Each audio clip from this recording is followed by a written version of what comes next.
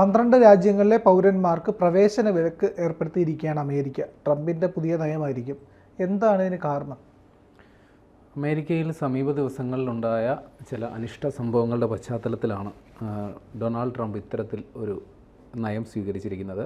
അദ്ദേഹത്തിൻ്റെ തനത് ശൈലിയിൽ തന്നെ. കാരണം ഇത് സംബന്ധിച്ച് ഇത്തരം ഒരു പ്രഖ്യാപനം സംബന്ധിച്ച് മുന്നാലോചനകളോ കൂടിയാലോചനകളോ ചർച്ചകളോ ഒന്നും ഉണ്ടായില്ല. ഓവൽ ഓഫീസിൽ പതിവ്, അതായത് ഈ അദ്ദേഹത്തിൻ്റെ അനുഭാവികളെ കാണുന്ന ഒരു പതിവുണ്ട്.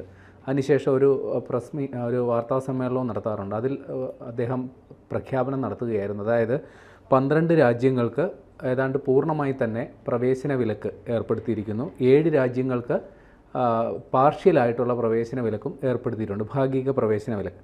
ഈ 12 രാജ്യങ്ങളിലുള്ളത് Afghanistan, Myanmar, Chad, Iran, Congo, Guyana, Eritrea, Yemen, Haiti, Libya, Somalia, Sudan.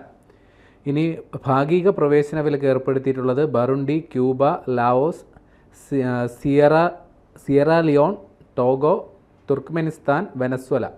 ഇത്രയും രാജ്യങ്ങൾക്കാണ് ഈ നടപടി ബാധകമാകുക.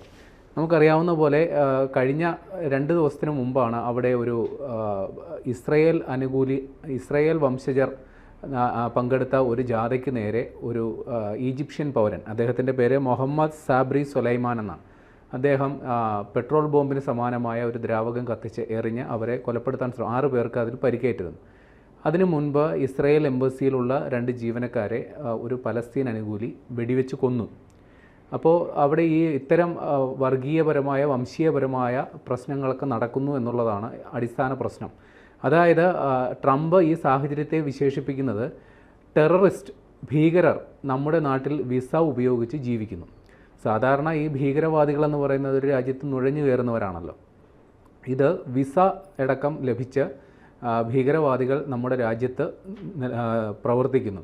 വി ഡോണ്ട് വാണ്ട് ദം, നമുക്കവരെ ആവശ്യമില്ല എന്ന് പറഞ്ഞുകൊണ്ടാണ് ട്രംപ് ഇത്തരത്തിലൊരു പ്രവേശന വിലക്ക് ഏർപ്പെടുത്തിയത്. അതുമാത്രമല്ല, ഈ രാജ്യത്ത് ഇത്തരത്തിൽ വരുന്ന ആൾക്കാർ മതിയായ പരിശോധനകൾക്കോ ഒന്നും വിധേയമാകാതെ രാജ്യത്ത് കുടിയേറുന്നവർ രാജ്യത്തിന് തന്നെ ഭീഷണിയാകുന്നുവെന്നാണ് ട്രംപ് ഈ ഒരു സാഹചര്യത്തെ വിലയിരുത്തുന്നത്. അതുമാത്രമല്ല, ഈ ചില രാജ്യങ്ങളിൽ നിന്ന് വരുന്നവർക്ക് അവരുടെ പശ്ചാത്തലം എന്താണെന്നോ, അവർ ഏത് വിഭാഗത്തെ ഏതെങ്കിലും തീവ്രവാദ പ്രസ്ഥാനങ്ങളുമായി ബന്ധമുണ്ടോ എന്ന തരത്തിൽ യാതൊരു പരിശോധനകളും നടക്കുന്നില്ല. അവർ അമേരിക്കയിലേക്ക് എത്തി അവിടെ പ്രശ്നങ്ങൾ ഉണ്ടാക്കുന്നു എന്നുള്ളതാണ് ട്രംപ് കണ്ടെത്തിയ നിലപാട്. അദ്ദേഹത്തിൻ്റെ ആദ്യ ഭരണകാലത്ത് 2017 ഇതേപോലെ മുസ്ലിം ഭൂരിപക്ഷ കുറച്ച് രാജ്യങ്ങൾക്ക് ഇതേപോലെ പ്രവേശന വിലക്ക് ഏർപ്പെടുത്തിയിരുന്നു.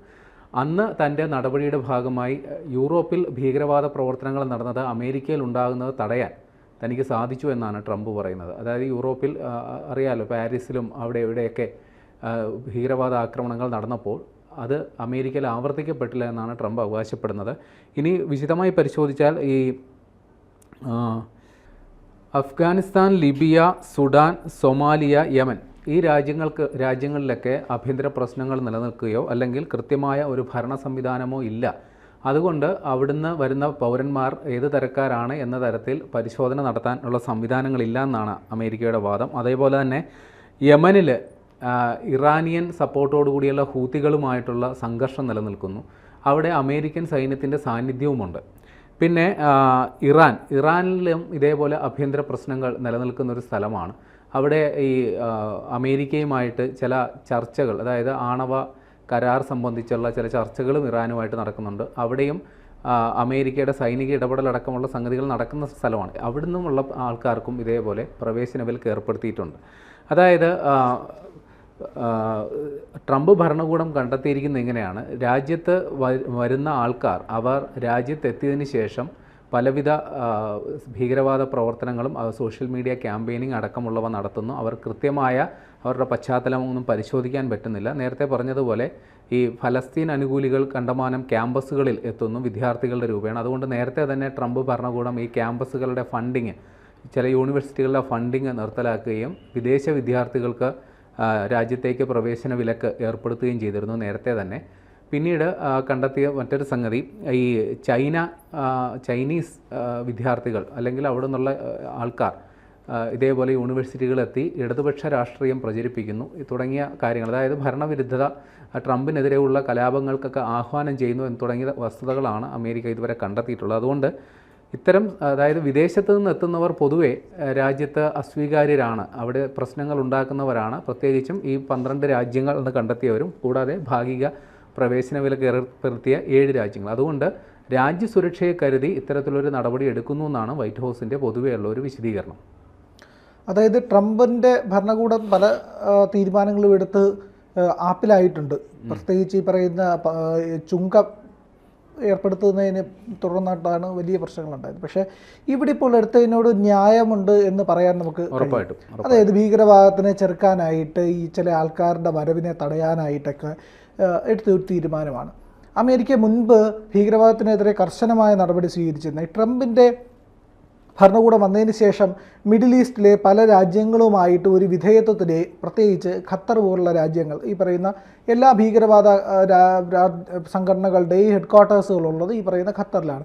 ഈ ഖത്തറിൽ നിന്നുകൊണ്ട് വലിയ ബന്ധങ്ങൾ പുലർത്തുന്ന ട്രംപിന് പലപ്പോഴും പല സംഘടനകൾക്കുമെതിരെയുള്ള നടപടിയെടുക്കുന്നതിൽ അമാന്തം വരുന്നുണ്ട്.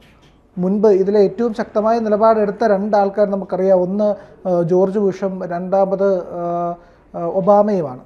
പക്ഷേ മൂന്നാമത് നമുക്ക് പറയാൻ കഴിയുന്ന ഒരാളെന്ന് പറഞ്ഞു കഴിഞ്ഞാൽ ട്രംപ് തന്നെയാണ്. പക്ഷേ ട്രംപാണ് ഈ പറയുന്ന ISISൻ്റെ അന്നത്തെ തലവനെ ഇല്ലാതാക്കുന്നതിൽ വലിയ പങ്ക് വഹിച്ച ആൾ.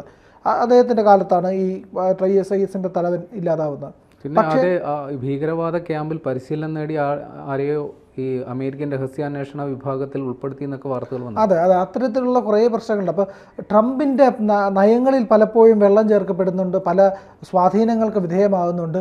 അതായത് ഏതെങ്കിലും തരത്തിലുള്ള വെസ്റ്റ് ഏഷ്യയിൽ നിന്നുള്ള ശക്തികൾക്ക് അമേരിക്ക കീഴ്പ്പെടുന്നുണ്ടോ എന്നുള്ളൊരു സംശയം കൂടി ഈ ഘട്ടത്തിൽ ഉയർന്നു വരുന്നുണ്ട്. അത് വലിയ ആശങ്ക ഉണ്ടാക്കുന്ന ഒരു കാര്യമാണ്. നമുക്ക് സാധാരണഗതിയിൽ അതിനെ എടുക്കാൻ കഴിയില്ല എന്നുള്ളതാണ് അതിലേറ്റവും പ്രധാനപ്പെട്ട കാര്യം. അങ്ങനെയാണെങ്കിൽ എന്തുകൊണ്ട് ഈ നിലപാട് മാറ്റം എന്നുള്ളത്, അതായത് ഈ വ്യാപാര താല്പര്യങ്ങൾ മാത്രം വെച്ചുകൊണ്ടാണോ അതോ ട്രംപിൻ്റെ ബിസിനസ് താല്പര്യങ്ങൾ വെച്ചുകൊണ്ടാണോ എന്നുള്ളത്. പക്ഷേ അതിനെല്ലാത്തിനും ഒരു ചെറിയ തോതിലെങ്കിലുള്ള ഒരു മറുപടിയാണ് ഇപ്പോൾ വന്നിരിക്കുന്ന ഈ പ്രവേശന വിലക്ക് എന്നുള്ളത്. അതായത് ജൂത സമൂഹത്തിൽ നിന്ന് വലിയ തോതിലുള്ള സമ്മർദ്ദം ട്രംപിന് ഉണ്ടായിരിക്കണം, ഇല്ലാതെ ഇത്തരത്തിലൊരു നീക്കത്തിലേക്ക് ട്രംപ് പെട്ടെന്ന് പോകാൻ സാധ്യതയില്ല. പക്ഷേ ഈ വിലക്കിന് ഉള്ളിൽ മറ്റ് ചില കാരണങ്ങളും കൂടി ട്രംപിനുണ്ടായിരിക്കും. ഒരു വിദേശത്ത് നിന്ന് അധികമായിട്ട് ആൾക്കാർ വരുന്നത് അമേരിക്കയുടെ ഒരു സന്തുലിതാവസ്ഥയെ തകർക്കുന്നു എന്നൊരു നിലപാടൊക്കെ ഉള്ള ആളാണ്. എന്തായാലും ട്രംപിൻ്റെ ഇപ്പോഴത്തെ ഈ നിലപാട്, ഈ പ്രവേശന വിലക്ക് വലിയ സ്വീകാര്യതയുള്ളതാണ്. അമേരിക്ക കൂടുതൽ ഈ ഭീകരവാദത്തിനെതിരായ നിലപാടിൽ ശക്തമായ നടപടികൾ സ്വീകരിക്കേണ്ടതും അത്യാവശ്യമായിട്ടുള്ള ഒരു കാലഘട്ടത്തിൽ കൂടെയാണ് കടന്നു പോകുന്നത്.